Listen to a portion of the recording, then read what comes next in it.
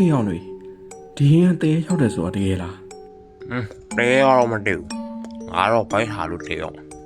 ငါတို့မှထားရပါကြံနေရော နေမင်းကလေဒီချိန်မှာစားဖို့ပဲစဉ်းစားမနေနဲ့အောင်ငါကြောက်လို့တေးရောမယ် ကဲအားလုံးနားထောင်ငါတို့ဒီညမနေ့လင်းတဲ့အထိတူတူရှင်သန်ရမယ်ဒါကြောင့်ငါစီးတစ်ခုတတ်မှတ်မယ်ဘယ်သူမှဒီဖျောင်းနိုင်ဝိုင်းနေနဲ့ပြင်မထွက်ရအောင် အေးလေအဲ့ဒါဘာခက်တာမှတ်လို့ငါတော့ယောက်ျားပဲဘာမှမကြောက်ဘူးအာမေဘိုင်လေ လင်းရဲ့မင်းခုနကပဲဘာမှမကြောက်ဘူးဆိုတွက်ကြည့်လိုက်လေ ငါမင်းတို့စောင့်ရှောက်နေတာလေခေါင်းဆောင်ဆိုတော့ထက်မြက်မင်းသွားတဲ့နေ နေအောင်ငါမှကြံရှိရယ်ငါတို့9ယောက်လုံးလက်ချင်းချိတ်ပြီးသွားမယ်ဒါဆိုစီးလဲမပြတ်ဘူးတဲလဲမကြောက်ရတော့ဘူး မရဘူးငါအလင်းမနေမယ် โอเค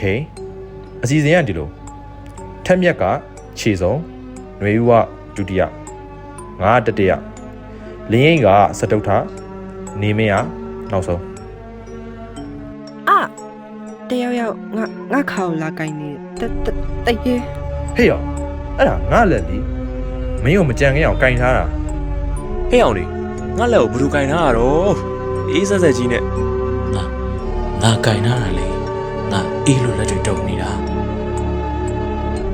ကဲပြီးပြန်လာပြီငါတို့အလုံးဆင်ပြေသွားပြီ ဒါနဲ့ငါတို့လက်ချင်းချိတ်ထားတာ9ယောက်လေအဲ့ဒါဆိုအနောက်ဆုံးမှာငါလက်ကိုလာကင်နေတဲ့6ယောက်မြောက်လက်ကဘသူလက်တော့အမေအဲ့ဒါဖရဲဟာပြေးရဟဲ့